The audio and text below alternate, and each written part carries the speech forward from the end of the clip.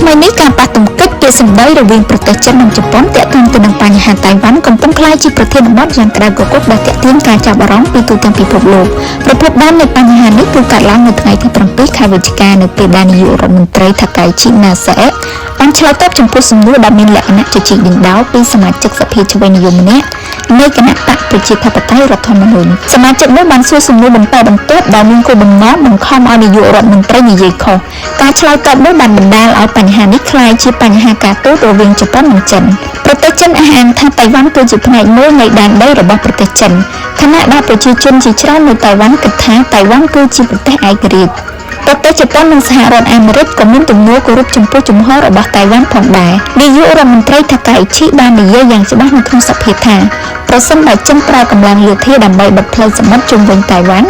ឬមានស្ថានភាពធ្ងន់ធ្ងរផ្សេងៗកើតឡើងនោះជប៉ុនអាចនឹងសហការជាមួយនឹងសហរដ្ឋអាមេរិកដើម្បីបញ្ជូនកងកម្លាំងស្វ័យភាពការពារទៅតំបន់នោះកន្លងមកនាយករដ្ឋមន្ត្រីជប៉ុនភាគច្រើនស្ទើរតែមិនធ្លាប់ឆ្លើយសំណួរដូចនេះដោយច្បាស់លាស់ទេភាគច្រើនឆ្លើយដោយភាពមិនច្បាស់លាស់ដូច្នេះការដែលលោកស្រីថាកៃឈីបានឆ្លើយយ៉ាងច្បាស់បែបនេះគឺជារឿងកម្រណាស់សន្ទរកថានេះបានបណ្ដាលឲ្យមានការរិះគន់យ៉ាងខ្លាំងពីប្រទេសចិនហើយនៅក្នុងប្រទេសជប៉ុនផងដែរការជជែកពិភាក្សានៅតែបន្តរដ្ឋាភិបាលជប៉ុនបានបញ្ជាក់ថាចម្លើយនេះមិនបានផុតពីជំហរដើមរបស់រដ្ឋាភិបាលទេខណៈដែលនាយករដ្ឋមន្ត្រីថាកៃឈីខ្លួនឯងក៏បានបដិសេធមិនបកពាក្យសម្ដីវិញហើយបាននិយាយថាចាប់ពីពេលនេះទៅគួរតែប្រុងប្រយ័ត្នមិនគួរឆ្លើយយ៉ាងលម្អិតអំពីករណីជាក់លាក់នៅក្នុងសភាទៀតទេ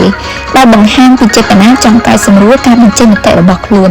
ទន្ទឹមនឹងនេះដែរគណៈបកប្រឆាំងអ្នកជំនាញនិងអ្នកសារព័ត៌មានមួយចំនួនបានរិះគន់ថាចម្លើយរបស់នាយករដ្ឋមន្ត្រីបានហួសពីជំហរដើមរបស់រដ្ឋាភិបាលហើយថាដោយសារតៃវ៉ាន់ជាផ្នែកមួយនៃប្រទេសចិនដូច្នេះសន្ទរកថារបស់លោកស្រីថាកៃឈីគឺមិនត្រឹមត្រូវភាគីចិនបានអះអាងថាតៃវ៉ាន់ជាផ្នែកមួយនៃប្រទេសខ្លួនហើយបានប្រតិកម្មថានេះគឺជាការជ្រៀតជ្រែកកិច្ចការផ្ទៃក្នុង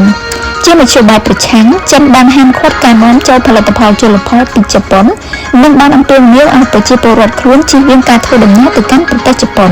យ៉ាងវិញទៀតនៅក្នុងប្រទេសជប៉ុនក៏មានសម្លេងមួយចំនួនលើកឡើងថាលោកស្រីថាកៃឈីគួរតែដកពីនោះវិញដើម្បីឲ្យស្ថានភាពស្ងប់ស្ងាត់ទោះជាយ៉ាងណាចិនបានបង្ហាញថាទោះបីខ្លួនចង់ផ្លាស់ប្ដូរស្ថានភាពបច្ចុប្បន្ននៅតៃវ៉ាន់ក៏ដោយប៉ុន្តែក៏មិនបានបដិសេធចំពោះការមិនប្រើកម្លាំងទេហើយនៅតែរក្សាគោលនយោបាយរួមបញ្ចូលដោយសន្តិភាពដដែលនេះគឺផ្អែកលើរចនាសម្ព័ន្ធទំនាក់ទំនងអន្តរជាតិនៅតំបន់អាស៊ីប៉ាស៊ីហ្វិកដែលត្រូវបានកសាងឡើងអស់រយៈពេលជាយូររួមមានជប៉ុនចិនសហរដ្ឋអាមេរិកនិងតៃវ៉ាន់ហើយបង្ហាញយ៉ាងច្បាស់ពីចេតនាជៀសវាងការប្រើកម្លាំងយោធា